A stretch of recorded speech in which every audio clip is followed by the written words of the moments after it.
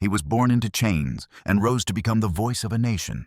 Frederick Douglass, the man who escaped slavery and taught America what freedom truly meant. An orator, writer, abolitionist, and statesman, his words shook the conscience of the 19th century and continue to echo across time. But behind the thunder of his speeches and the glory of his legend stood another quieter story, one written not in public halls, but in the bloodline he left behind. Frederick Douglass was more than an icon of emancipation. He was a father, a man who struggled to balance his mission to liberate millions with a duty to raise 5 children in a world that still questioned their humanity. Each of his sons and daughters grew up under the shadow of a giant, carrying both the power and the burden of his name. Some followed his path. Others forged their own, but all were shaped by his relentless spirit and the heavy price of being the children of Frederick Douglass. Tonight we dive beyond the speeches and the statues into the story of legacy. How one man's fight for freedom became a family's lifelong test of courage, conviction, and identity. Number 5. Charles Remond Douglass. Charles Remond Douglass, the youngest son of Frederick and Anna Murray Douglass, was born in 1844 in Lynn, Massachusetts, a city that had already become a hotbed for abolitionist voices. He was named after one of his father's closest friends and allies, the fiery black abolitionist Charles Lennox Remond, a man known for his eloquence and courage. From the beginning, the name set an expectation, and Charles would grow into it with quiet determination rather than noise. Growing up, Charles lived in a household unlike any other in America. His father, a former slave turned global icon, was constantly on the road, lecturing, writing, and fighting for the soul of a divided nation. At home, his mother held the family together, raising 5 children under the public glare of history. Charles watched his father challenge presidents and mobs alike. Yet what stayed with him was not the roar of his speeches, but the discipline of his daily life. The patience, the writing, the endless faith that education was the key to liberation. When the Civil War erupted in 1861, Charles was 17, too young to enlist, but old enough to feel the fire of his father's cause. Frederick Douglass had spent years urging President Lincoln to allow black men to fight for their own freedom. When the Union finally opened its ranks, both of Frederick's older sons rushed to join the 54th Massachusetts Infantry, the first black regiment in the North. Charles followed soon after, enlisting in the 54th's sister unit, the 5th Massachusetts Cavalry. He became one of the youngest African Americans to serve as a non-commissioned officer in the Union Army. For him, it was not just a war against the Confederacy, but a test of dignity, a chance to prove through action the very principles his father had spoken from pulpits and podiums. Despite illness and the racism that haunted even Union camps, Charles endured with resolve. He saw combat, witnessed the realities of war, and came home carrying not just medals, but maturity. After the war, he built his own path, refusing to live merely as Frederick Douglass's son. He became the first African-American clerk in the U.S. Freedmen's Bureau, later serving as a customs inspector and government official in the Treasury Department positions that were nearly unthinkable for a black man in the 19th century. Through intelligence and quiet persistence, Charles proved that the fight for equality didn't end on battlefields. It continued in offices, laws, and daily perseverance. In his later years, he built Cedar Hill, the family's estate in Anacostia, Washington, D.C., helping turn it into a haven for the Douglass family and the community. There he raised his own children, including Joseph Douglass, a renowned violinist who would bring the Douglass legacy into the arts. Charles Remond Douglass died in 1920 at the dawn of a new century, one his father had only dreamed of. His life reflected the quieter side of heroism and service, without spectacle, dignity, without demand. In him, the fire of Frederick Douglass did not roar. It glowed steady and enduring, lighting the path for generations to come. Number 4.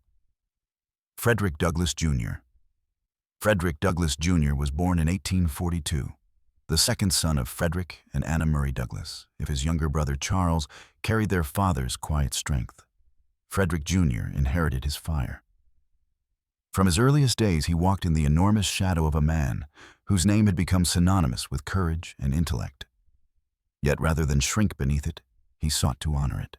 The Douglass home in Rochester, New York was a meeting place for revolutionaries, writers, and reformers. It was not uncommon for little Frederick Jr. to see men like John Brown or Gerrit Smith sitting at the dinner table discussing the overthrow of slavery. In that environment, ideals were not abstractions, they were survival. As a child, he listened to his father's booming speeches and read from the same books that had shaped his father's mind: In Bondage, the Bible, Shakespeare, and the orations of Cicero. Education in the Douglass household was not a privilege, it was a weapon. By the time the Civil War began, Frederick Jr. was 20, restless to join the fight his father had spent a lifetime waging with words. But for black men, even those born free enlisting in the Union Army was initially forbidden. His father's relentless campaigning eventually broke that barrier. And when the 54th Massachusetts Infantry Regiment, the first officially recognized black regiment in the North, was formed, Frederick Jr. and his older brother Lewis were among its earliest recruits. He served bravely, facing not only the Confederate enemy, but the pervasive prejudice of his own country. When the men of the 54th were denied equal pay with white soldiers, Frederick Jr. joined their protest, refusing his wages until equality was recognized. His defiance echoed his father's philosophy that dignity was not to be begged for, but demanded. After the war, he returned home as a veteran, but not as a man content with survival. Like his father, he saw that freedom was only the beginning of the battle. He became a lecturer and activist, speaking across the country for black rights and education. He also worked closely with Frederick Douglass Sr. in the production of the New National Era, the family's Washington-based newspaper dedicated to the advancement of black Americans during Reconstruction. But Frederick Jr. was not just an echo of his father's politics, he was also a bridge between two worlds.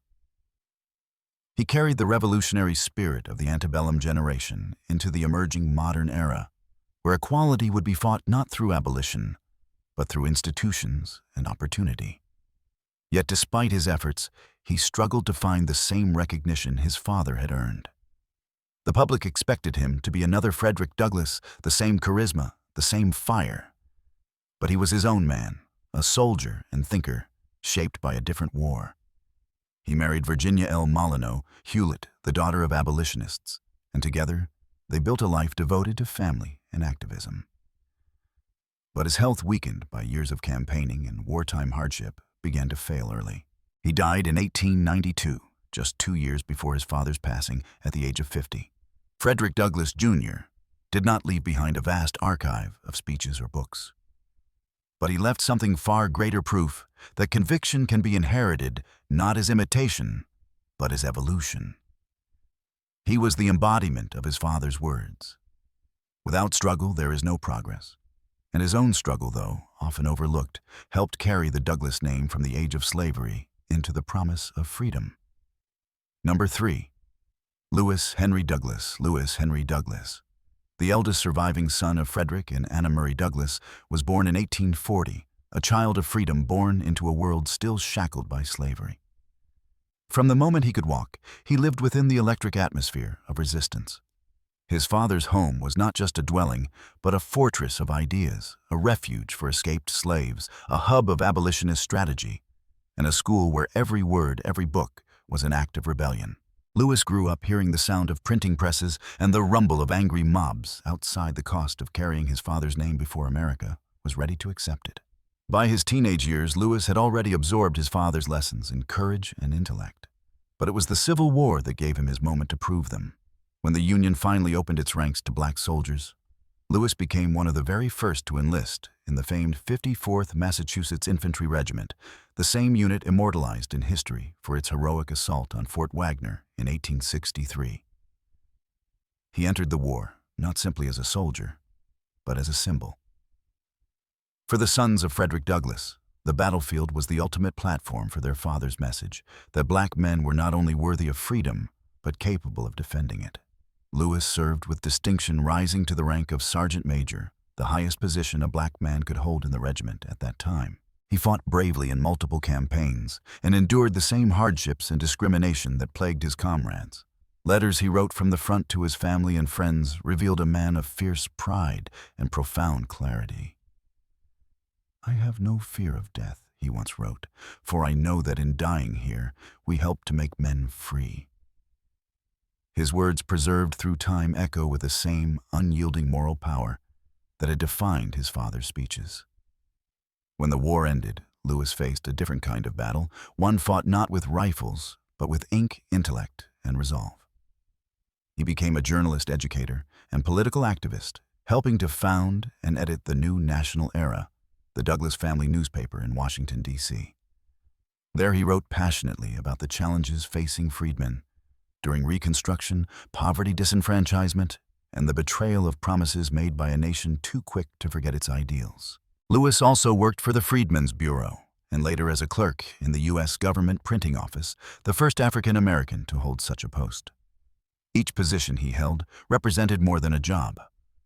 It was a foothold carved into the mountain of systemic prejudice his father had spent a lifetime scaling. Yet despite his brilliance and his service, Lewis's later years were marked by struggle. The Reconstruction era's collapse disillusioned him as he watched hard-won freedom stripped away by new forms of oppression. His health began to decline, and like many of his generation, he faced the bitter truth that the promise of equality remained unfinished. Lewis Henry Douglass died in 1908 at the age of 68. He was buried with military honors, a soldier to the end, not just of war, but of principle. Among Frederick Douglass's children, he was the fighter, the one who turned his father's words into action and carried the family's defiance onto the battlefield. His life, like his father's, was a declaration that freedom must be proven not only in speeches, but in sacrifice. Number 2. Rosetta Douglass Sprague. Rosetta Douglass Sprague, born in 1839, was Frederick and Anna Murray Douglass's first child, the only daughter in a household defined by revolution.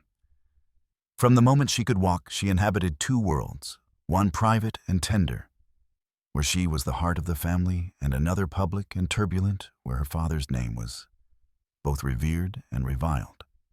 As the eldest, she bore a responsibility far beyond her years to guard, guide, and endure within a family always standing on the fault line of history. Rosetta was born into freedom in New Bedford, Massachusetts, but she grew up surrounded by the echoes of slavery. Her parents' home was a sanctuary for fugitives on the Underground Railroad, a place where whispers of pursuit and the footsteps of liberation filled the night. The world outside treated her skin as a mark of limitation, yet inside the Douglass home, her father's insistence on education and intellect made her see that her mind was boundless. "Knowledge is the pathway from slavery to freedom," he told her. And she absorbed that lesson until it became her own creed. As a young woman, Rosetta received one of the best educations available to black girls of her time, attending the Seward Seminary in Rochester, and later the Oberlin Preparatory Department in Ohio. But even in institutions that called themselves progressive, she faced open racism. Teachers seated her apart, classmates whispered slurs, and society reminded her daily that her father's fame could not shield her from prejudice. These wounds, though bitter, forged her into a writer and activist of striking clarity. In her 20s, Rosetta began assisting her father in his abolitionist work, helping with correspondence editing and the household management that allowed him to travel and speak. But she also began to find her own voice. She wrote essays and delivered lectures on women's rights and education long before such subjects were deemed fit for a black woman to discuss in public. She argued that true emancipation meant not only ending slavery, but dismantling the social hierarchies that oppressed women and people of color alike. In 1863, Rosetta married Nathan Sprague, a Civil War veteran and fellow activist. The marriage was a partnership in principle, but often a burden in practice, strained by poverty, social pressure, and the unrelenting scrutiny that came with being Frederick Douglass's daughter. Still, Rosetta persevered, raising 7 children and continuing to write and advocate for reform. Her essays, such as My Mother, As I Recall Her, and What the Black Woman Must Do to Save Herself, remain powerful expressions of early black feminism, blending intellect, faith, and fury in equal measure. Her later years were marked by reflection and quiet strength. While her father's fame grew to mythic proportions, Rosetta worked to ensure that the Douglass story included not only the man, but the family, especially the women, who had made his life's work possible. After her father's death in 1895, she became the family historian, preserving letters, manuscripts, and the fragile paper trail of a life that had changed the world. Rosetta Douglass Sprague died in 1906, nearly blind but unbroken, leaving behind not just a lineage, but a legacy of intellect and endurance. Among Frederick Douglass's children, she was the voice, the one who transformed the rhetoric of freedom into the language of equality. Through her, the Douglass name expanded beyond the fight against slavery into the broader struggle for justice for women, for education, and for the dignity of every human being. Number 1. Frederick Lewis, Douglass, the firstborn son. Frederick Lewis, Douglass, the first son of Frederick and Anna Murray Douglass, was born in 1838 in New Bedford, Massachusetts, a free child in a family still haunted by the memory of bondage. His father had only recently escaped slavery, and the Douglass household was poor, but proud, sustained by conviction and the dream of a new world. Frederick Lewis grew up watching his father transform from a fugitive into a force, a man whose words could shake cities and whose courage drew both admiration and danger. For the eldest son, that transformation was both inspiring and daunting. From the earliest days, Lewis understood that his father's cause was their family's destiny. Their home was a crossroads for the Underground Railroad, where fugitives from the South whispered their stories by candlelight, while his father wrote fiery editorials by day. The children learned early that freedom was not something given. It was something fought for, inch by inch, word by word. For young Lewis, this environment fostered a lifelong tension. The desire to serve the cause, but also to step out from beneath the shadow of the man who embodied it. As a youth, Lewis helped his father publish the North Star, the abolitionist newspaper that became the voice of Black America before the Civil War.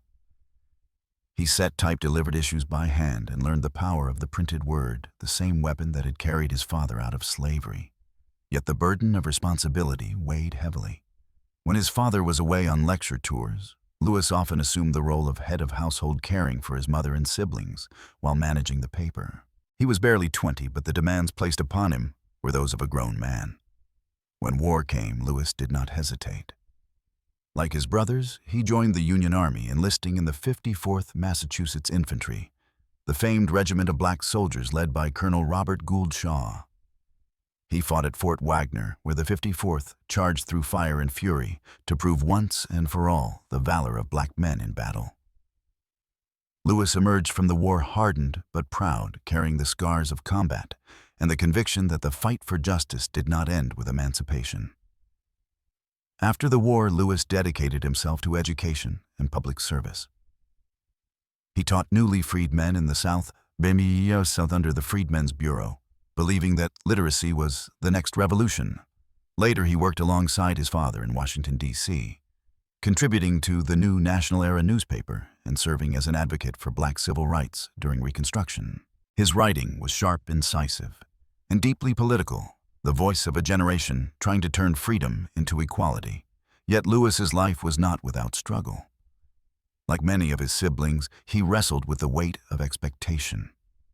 His father's towering fame made it nearly impossible to be seen on his own terms. While Frederick Douglass became a global icon, Lewis remained a laborer in the machinery of change, essential but often unrecognized. In later years, ill health and the exhaustion of endless work wore him down. Frederick Lewis Douglass died in 1892, the same year as his brother, Frederick Jr., and just 3 years before their father's passing.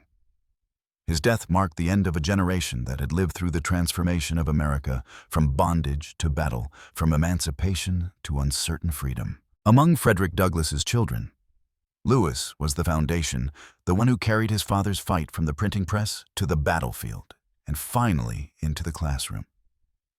If Frederick Douglass was the architect of liberty, then Lewis was its builder, hammering ideals into action with tireless hands. His life reminds us that history is not made by one man alone, but by the family that bears his fire.